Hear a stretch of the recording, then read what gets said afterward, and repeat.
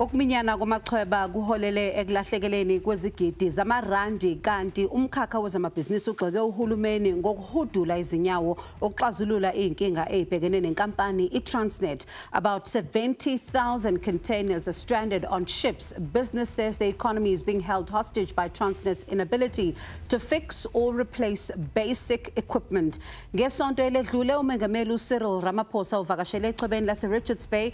Lolu hambo lwenzeke ngemuva kwesinqumo sika-Transnet sokumisa ukwamukela kwezimpahla ngokuthutha ngomgwaqo echwebeni labo lase-Richards Bay Mineral. Kuleli viki ohlelweni Asikhulume Let's Talk mbukeli sibuza ukuthi what is the impact of this backlog on the economy and businesses as well as you and I, the consumers. Sikubingelele sikwamukela ohlelweni Asikhulume Let's Talk mbukeli igama lami ngingubongiwe umakhumalo wakwazwane. Sikhumbuze ke mbukeli ukuthi ungaba ingxenye lolu hlelo ngokushayela ucingo sizwe umbono noma umbuzo wakho. Inombolo zethu zocingo u-011 714 0677 noma 011 714 0678 kanti ungabuye futhi usithole emakhasini ethu okuxhumana ku-Twitter @SABC Izindaba kanye na ku-Facebook SABC Izindaba.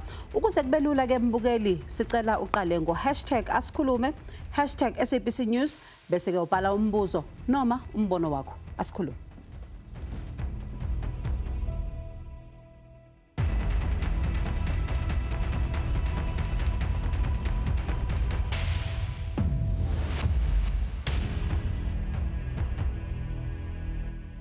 Mbukelo umongameli uCyril Ramaphosa ngolesine unikeze isiqinisekiso sokuthi kwenziwa ngakho konke okusemandleni ukulwisana nenkinga yamacontainer echwebeni laseThekwini.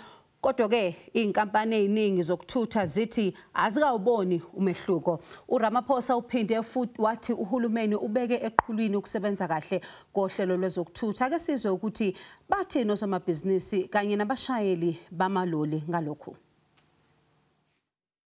The impact is very bad. If I take safety, I will talk safety the whole day. But another thing which is bad, it's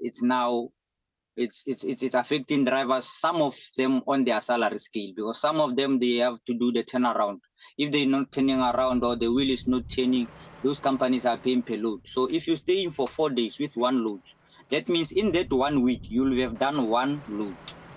And some are getting paid per load, even though it's wrong. It's not against it's against the main collective agreement. Yes, but some companies are using it to pay drivers per load. So you can imagine a driver, for instance, they say it's a load is 1,000 rand to Richards Bay, and then you will do 2 loads in 2 weeks.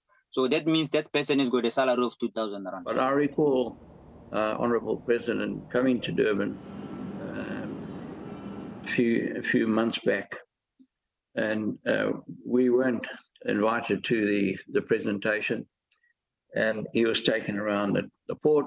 And I remember the TV program in the evening, and the newspapers, where it was stated that how well the ports were running. But it was far from the truth. You know, there are things to be done in every port. You know, it's been neglected, and now you face massive capex to try and put everything right. Mbogeli, as you've just heard, logistics firms have warned that growing backlogs at South Africa's ports risk causing stock shortages in the coming months. Now, additional fees payable by businesses are expected to increase in December because of the congestion that is threatening to put pressure on the prices of goods in the country. Now, let us unpack all of this. Asamngelo Dotela, Usanele Kumedo, Usomnoto was in University of KwaZulu-Natal, Jack Mazibuko, Nongonopala Jigalele, where South African Transport and Allied Workers Union, Kanyano Mike Walwyn, Director of the South African Association of Freight Forwarders. Let me thank you all for your time. I'm going to start with you, Jack. As Satawu, you recently met with Transnet to talk about, of course, what has been ongoing here. What came out of that? No, thank you very much, Bongiwe, and thank you very much for Mr. Tau, and I welcome my colleagues, Dr. Kumete, as Mr. What is the name again? Walwyn, yeah. Walwyn, yes. No, it is true that Satau met with, firstly we met with the minister wherein we have raised the concerns that confronting Transnet, and at a later stage we met with the board, and thereafter we met with the Transnet management. The issues that we were discussing with them, it was about the inability of Transnet to perform its mandate and to drive the South African economy. We have highlighted a number of issues in those strategic meetings. Amongst the issues that we have highlighted, it was the aging of infrastructure, be it when you talk about the ports, the boat tech that are old, the cranes that are not working, and also the congestion within Transnet itself. And the union have made a number of proposals. But out of the proposals that we have made, we have requested Transnet that they need to speed up the process of sourcing the crane and the tugboats, and making sure that the Transnet TFR fix number of trains that were bought from China, so that those trains can assist to alleviate pressure from the road. Okay. Dr. Kumete, one of the things that is very clear is that this particular, mess, if one can even call it, is having a serious impact on the economy. Because you think about the fact that right now, there's companies like Asikhulume, for example, last week, saying that they are now going to be shedding jobs because the cost of steel have increased exponentially. You think about the trucks and what some of the drivers have said. Let's talk about the real impact of this on us as South African consumers. Yes, thank you very much for the opportunity. Greetings, Bongiwe, greetings to my colleagues here, Jack and Mike. Yes, the Transnet business, Transnet's activities are directly impacting our economy. We are an export-led economy, and the globalization want us to import and export, and then that is where the core of enabling of business is happening at Transnet. Part of things that we import and export are some activity, some product that we're still going to process here and export to be finished elsewhere. And if Transnet's delays in activities continue to persist, it means that job losses are about to happen in South Africa, where you already have 1/3, or at least 1/3 of people who are looking for employment, who are not employed. The employment rate is about 33%. This is 1/3 of everyone who's looking for employment. I'm not counting those who are counted as discouraged. So we are already suffering here, and this is because of Transnet's inefficiencies. If we think that case, Transnet has not invested in their infrastructure for at least over 10 years, and beyond that, they have not invested. That means they have not fixed the infrastructure that they had already. They have not invested to accept capacity that is forecasted to grow. Transnet have, if you go to Transnet roadshows, they'll tell you that their forecast growth of containers that they need to handle. But you can't forecast to handle large containers if you're not investing more on infrastructure. It was really a mistake in that case, which is why we're seeing what we see. We continue to see this happening going forward until they start fixing their infrastructure, which they have not done. And this is a huge impact in all the businesses, because businesses rely on Transnet, because we import and export our inputs to finishing products here, or we export our resources, and that impacts our employment here, our ability to create employment in by the private sector in this country. So the investment summit that the president is always trying to push for might not happen if Transnet is not investing where they're supposed to be. And that is very worrying. Really what you're talking about here. This is an economy that one really looks at and says it cannot continue to bleed even further jobs than we've seen. A bloodbath in this particular industry. But let me come to you, Mike. One of the things that is very clear is that the impact is being felt by everyone, and I wonder from your end as the freight industry, right now, as we speak, how bad have things turned out to be? Thanks, Bongiwe, and also for me a pleasure to be appearing with the gentleman. It's an exalted company. Now, yes, how bad you ask? Well, it wouldn't be exaggerating, I think, to call it disastrous. And I can look at that from a few points of view. For example, the trucking industry. Now, You would have seen the queues of trucks leading into Richards Bay, 30 kilometers worth. You may not have seen them, but it's the same, a similar length of queue at the Lebombo border heading towards Maputo. And the reason for that is that the rail services in both cases are not functioning properly. As simple as that. So then we look at the ports, lack of productivity, the speed with which they handle cargo. Now, there is no argument they can make that this is because of increased volume. It's not. The volumes haven't really changed in 10 years. It's all about the actual efficiency of the way they work. And to give you an example, where the normal international norm, and we've had it in our ports before, this is not new, is handling containers at about 25 units per crane per hour. Sure. These days, we're seeing figures like 12 and 14, half of what it should be, and then we wonder why we get congested. Another point that's worth noting is that it was a really bad move, I think, to offer voluntary retrenchment packages, which we properly snapped up by 700 of the best and most competent and most experienced employees. So that didn't help. And then we have the situation of the management and how the ports are structured. Now, we've been saying for some time, and we will repeat it, that in our view, the best form of management for a port is what we call the public-private partnership. Now, I know Jack probably doesn't like this, but I want to assure him that I'm not talking about privatization, not at all. I'm talking about a partnership. And you can see a very good example of one just across in Maputo. And Mike, I'm going to ask, pardon me for a second, I just need us to take an ad break. When we come back, we need to talk about what exactly does that look like, that public-private partnership, and what it means for the jobs. Sure. But at the same time, I want to understand if the people that are in these particular ports working there do have the necessary skills to actually do the job that's required. Mbugeli, akasithishelele itolo siyabuya.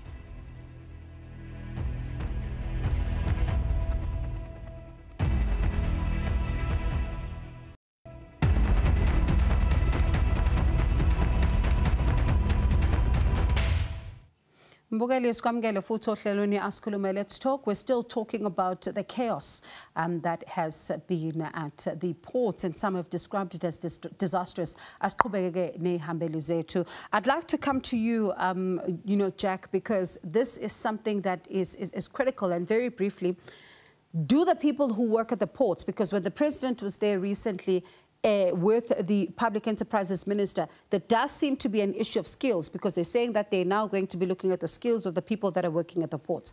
Are the people who are working there people who know what they're doing? But I can assure you, Bongi, the workers that are working there, they know they have a required skills to perform their duties to their utmost best. But how do you expect workers to do miracles if you don't have a proper infrastructure, you don't give them a proper tool of trades? The challenge that we have, which I fully agree with Mike, I think the Transnet have made a wrong decision by giving people, particularly at the managerial level, the PSP, because that's where we have lost the managers who got the required skills to run the entity efficiently. But we cannot run away of the fact that what Transnet need to do, they need to fix their infrastructure so that workers can perform better. And what we've been doing from the union side, we wrote a letter to the Treasury wherein we have requested that the Transnet must be assisted with about 100 billion to sort out the challenges of the infrastructure. And we are pleased to report that through the intervention of Treasury, Minister of Public Enterprise and the board, we are pleased to note that 47 billion has been paid to Transnet since from last week, and we hope they will use that money to sort out the challenges of the infrastructure in order for them to strive economically. But workers do have the skills to run the entity. Dr. Komete, we hear about the skills and all of that, but there's also, the impact that we see on our roads. So we hear then that there's going to be a public-private partnership, which the president also says that it's going to try and alleviate the pressure here. Is that going to work? Thank you very much. Look, simple. The private-public partnership is something that was talk about it 15 years ago, and still there's not really anything moving. So if we do have faith that something is going to work now, I'm not sure where we're getting faith from. or maybe we're getting paid from elections next year, I'm not sure. But we have heard this story before. We're hearing it again now. But there's still, what we do need to see, we need to see a move in the right direction, not only a talk show. There are a number of policies adopted in the port that have never been seen in light of the day. I'm talking about the new Customs Act, have never, 2014 approved, never seen light of the day. We have never seen it working. There are many other agreements, corporatization of TNPA, making it a subsidiary of Transnet, that have not happened. Accountability of TPT have never happened. Because TNPA must monitor TPT's work on oversight role because they are a port authority. And we're not seeing that happening because there's a sister division of Transnet. There are a number of inefficient points that we've had talks from government and from Transnet that these things will be happening going forward. Because I'm saying these problems are not new. I'm not surprised to see these problems. These problems that you've been seeing, we've been talking about for years, and we have not seen any movement going forward. So the private partnership, yes, we do need further private investment in our port.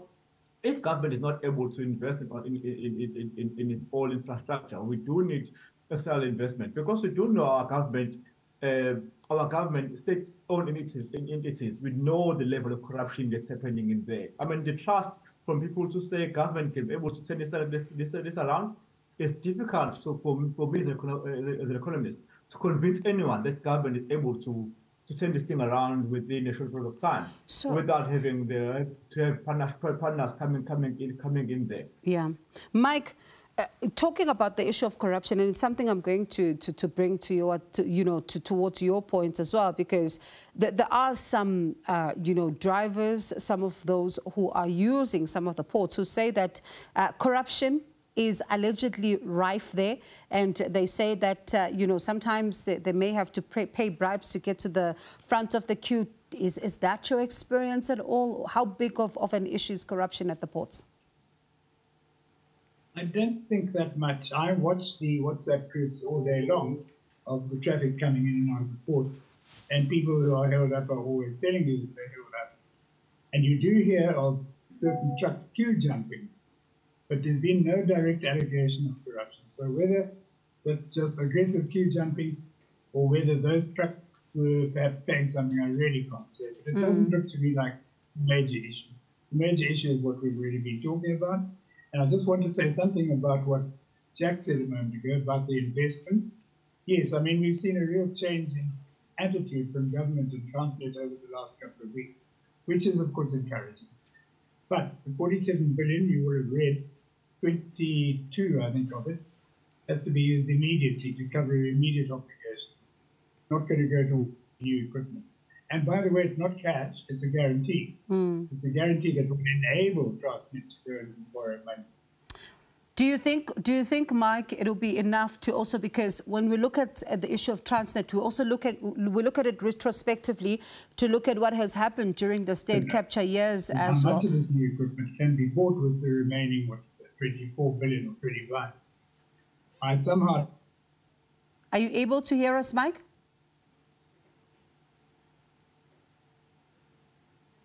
All right, Jack, how much of assistance will this guarantee be for Transnet, especially when you think about the problems of Transnet? Because we can even go back to the state capture years. How much of this can also help to undo the damage that we also saw there? No, I think it is important to separate the two roles here. Transnet is a big entity. In it, it's got the TFR, Transnet Logistics, it's got Transnet Ports. But when you talk about the guarantees that have been given to Transnet, firstly, let's look at the entities that is more lucrative. I can assure you, despite the fact of the challenges that the port is confronted with, particularly Pier 1 and Pier 2 in Durban, that is the port that is making. So the 24 billion that will be invested in infrastructure, it will be a top-up to what Transnet in 2 ports has already generated. So we have no doubt in our mind that that can go a long way, provided that there will be a proper monitoring. That money won't be open for... All right, that line are failing us there. And the reason we ask about... infrastructure. It can assist Transnet to perform better. All right, Jack, thank you so much. We lost you a little bit. We lost you a little bit there. But the reason why one brings up this conversation is that even when the president was asked himself last week about some of what we're seeing at the port, some of what we're seeing in order to try and assist in some of these areas, he himself talks about how we should always remember the story of Transnet in the, through the lens of state capture, because that was also the big issue, which also caused some serious issues that we are seeing at Transnet today. But when we come back from the break, sizobheka isombululo ukuthi yini engenziwa njengamanje ukuthi sikwazi ukuthi silungise lenkinga uTransnet abhekene nayo.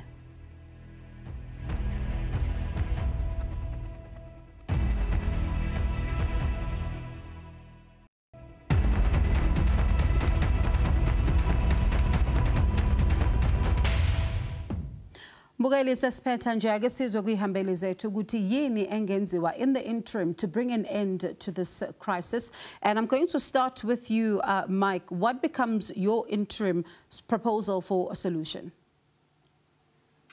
Well, the first thing I think Jack also mentioned it is to get the equipment in without which the people can't work properly. There's no question. So I would like to see tenders going out, orders being placed. Transnet have said that by the end of December, they expect to have placed orders, but we want to see some more concrete examples of that. So for me, that's the first most important issue, to get the equipment underway. All right. And for you, Jack? I think from us as the organized labor, I'm talking about SATAW here, the best thing that Transnet need to do, they need to invest more on management that got know-how to run the entity. Secondly, they need to put a proper measuring tools to make sure that they limit the corruptions that is taking place within the entity. Of course, we know that the biggest issue again is the issue of the infrastructure.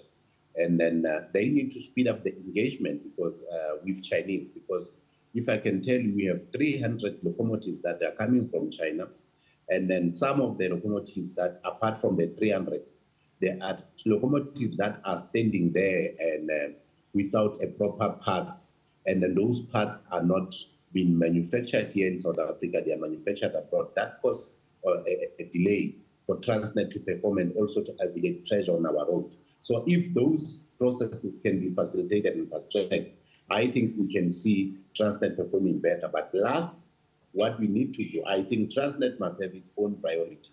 We cannot compromise the ports, be it the port of Durban, the port of Cape Town, the port of Ngqura. Those are the key and strategic entities within our state-owned company.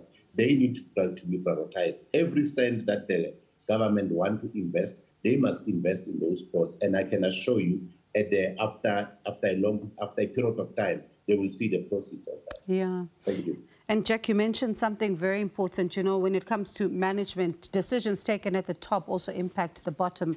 Dr. Gumede, let me come to you then briefly for your own solution that you think we can put in the interim to end the crisis. Yes, thanks. Mainly Transnet needs something that we call consequence management. Because these activities are to be done by human beings. And I think there's no such clear consequence management if you have not actioned what you're supposed to action. Because we'll look at, through their required revenue model, especially the Transnet National Port Authority division, of which way how they've made pricing. They take care of all costs, all investments, and profit commensurate with risk that port users are paying for each year when you pay for activities there. But that investment, you're not seeing it coming through. And there's also no monitoring approach. TNPA is supposed to monitor and oversight, and joint oversight. Also TPT. TPT is not regulated by the port regulator. Supposedly regulated by TNPA. But because they are sister division, we're not seeing the consequence management if there are inefficiencies in the movement of goods there. And lastly, there's urgent attention must be given to the freight rail. Without the proper functioning of rail, our ports will die. All right, anginibonge kakhulu nonke ngesikhathi senu. Let me thank you all for your time. Sibonge nakuwe mbukeli ngokuthi uhlanganyele nathi kanye nezihambeli zethu. Dr. Sanele Gumede, usomnotho waseNyuvesi yaKwaZulu-Natal, uJack Mazibuko nongunobhala jikelele we-South African Transport and Allied Workers Union, kanye noMike Walwen, the director of the South African Association of Freight Forwarders. Sibonga kakhulu ukuthi mbukeli nibe nathi ubongiwe umakhumalo wakwaZwane nethimba le Asikhulume sithi ayibonane futhi ngeviki elizayo.